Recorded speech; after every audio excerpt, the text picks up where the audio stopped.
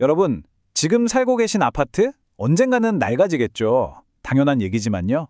근데 이게 그냥 뭐 페인트 좀 벗겨지고 그런 차원의 문제가 아닙니다. 이건 우리 모두의 집, 그리고 자산 가치에 대한 정말 중요한 질문을 던지는 거거든요. 자, 계획이 있습니까? 하고 물으면 솔직히 바로 답하기 좀 어렵죠? 왜냐면 수십 년 동안 우리한테는 너무나 익숙한 거의 공식 같은 정답이 하나 있었거든요. 그런데 말이죠.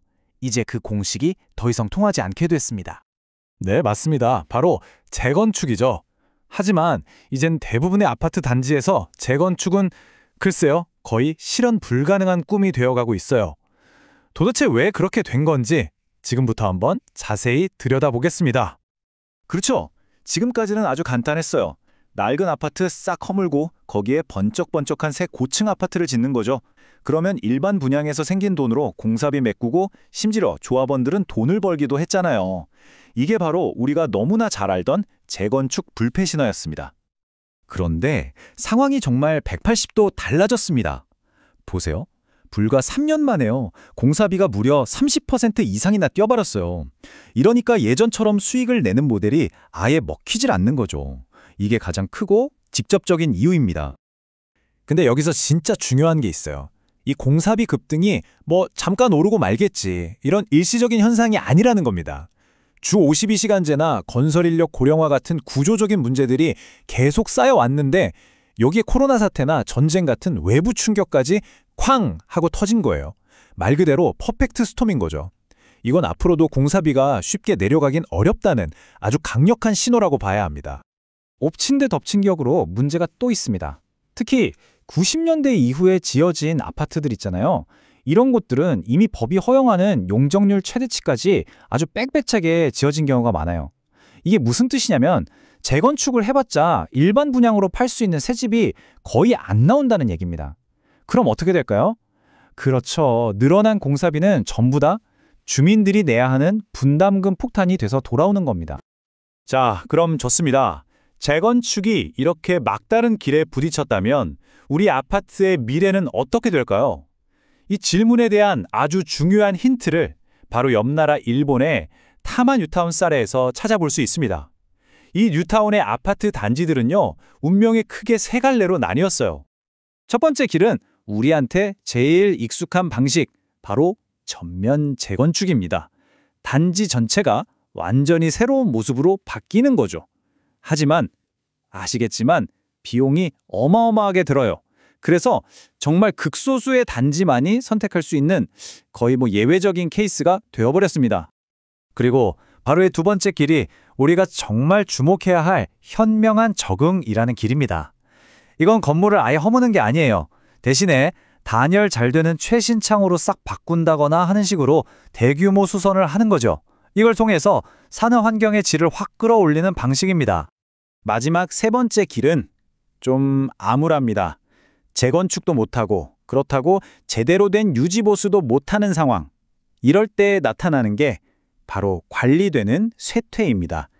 시간이 지나면서 결국 빈집이 하나둘 늘어나고 단지 전체가 활력을 잃으면서 슬럼처럼 변해가는 거죠. 결국 이 타마 뉴타운의 사례가 우리에게 아주 명확한 메시지를 던져주고 있는 거예요. 재건축이라는 막다른 길, 그리고 그냥 방치해서 슬럼이 되는 최악의 시나리오. 그 사이에서 우리가 찾아야 할 새로운 해법이 있다는 거죠. 그게 바로 대규모 맞춤형 리모델링입니다. 여기서 핵심은 두 가지예요. 첫째, 주민들이 이사갈 필요 없이 계속 살면서 진행한다는 거. 둘째, 우리 아파트에 진짜 필요한 부분만 쏙쏙 골라서 선택적으로, 하지만 아주 대대적으로 업그레이드한다는 겁니다.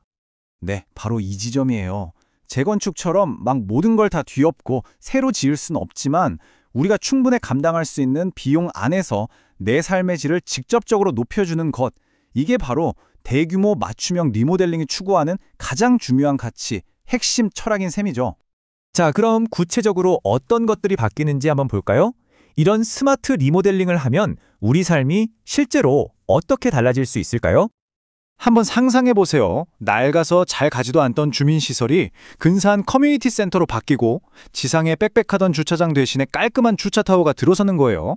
비 오는 날 지하 주차장에 차 대고 엘리베이터로 집까지 한 번에 슝 올라가고 낡은 창문 싹 바꿔서 겨울에 난방비 걱정도 덜고요. 와, 생각만 해도 좋지 않나요? 이게 바로 리모델링이 가져올 수 있는 아주 현실적인 변화들입니다. 그런데 이런 생각 드실 수 있어요. 아니, 이렇게 복잡한 공사를 사람들이 다 살고 있는데 어떻게 한다는 거지? 그쵸? 바로 그게 가능한 이유, 정답이 바로 기술에 있습니다. 그리고 이 기술이 건설 현장에 들어오는 속도가요, 우리가 생각하는 것보다 훨씬 빠릅니다. 이 그래프 좀 보세요. 미국 같은 경우엔 AI 기술에 투자하겠다는 건설 회사가 단 1년 만에 11%에서 44%로 무려 4배나 늘었어요. 건설 산업 자체가 기술 때문에 얼마나 드라마틱하게 바뀌고 있는지를 딱 보여주는 정말 놀라운 숫자 아닙니까? 물론 기술을 도입하는 게 마냥 쉽기만 한 건 아니에요. 근데 여기서 되게 흥미로운 차이점이 하나 보입니다. 미국 회사들은 데이터 보안이나 직원 교육 같은 걸 걱정하는데 우리나라는 아직 정부 정책이 뭐냐, 법이 없다, 이런 제도적인 문제를 가장 큰 벽으로 느끼고 있다는 거예요. 우리가 기술을 받아들이기 위해서 아직 해결해야 할 숙제가 남아있다는 뜻이겠죠. 하지만 중요한 건 이겁니다. 결국 AI가 가장 효율적인 공사 계획을 짜주고 하늘에선 드론이 현장을 꼼꼼히 살피고 또 소프트웨어가 모든 과정을 투명하게 관리해준다면 이 복잡한 리모델링 프로젝트를 훨씬 더 빠르고 저렴하고 또 안전하게 할 수 있다는 거죠. 결국 이 모든 걸 가능하게 하는 열쇠는 바로 기술이라는 겁니다.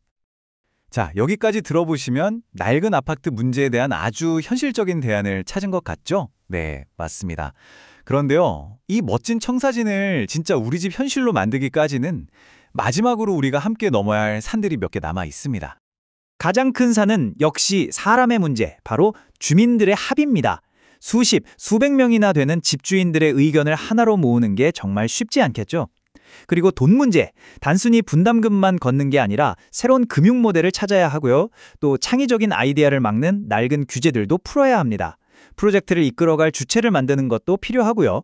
결국 최첨단 기술만큼이나 이런 사회적인 합의와 제도 개선이 정말 중요해지는 겁니다. 이게 바로 오늘 우리가 나눈 이야기의 가장 중요한 결론이라고 할 수 있겠습니다. 무조건 다 부수고 처음부터 새로 짓는 시대는 이제 서서히 저물고 있어요. 그 대신 우리가 지금 가지고 있는 이 소중한 집을 어떻게 하면 더 지혜롭게, 더 오래, 그리고 더 가치 있게 만들 수 있을까? 바로 이 고민을 시작해야 할 때가 온 겁니다. 생각해보면 이 대규모 맞춤형 리모델링이라는 건 그냥 새로운 공사 방법 그 이상인 것 같아요. 우리가 사는 도시의 미래를 어떻게 바라볼 것인가에 대한 새로운 철학에 가깝습니다. 우리 집의 미래, 그 청사진이 바로 지금 이렇게 바뀌고 있는 거죠. 그렇다면 진짜 마지막 질문은 이거 아닐까요? 우리 자신에게 던져야 할 질문 말이죠. 우리는 이 변화를 만들어 나갈 준비가 과연 되어 있습니까?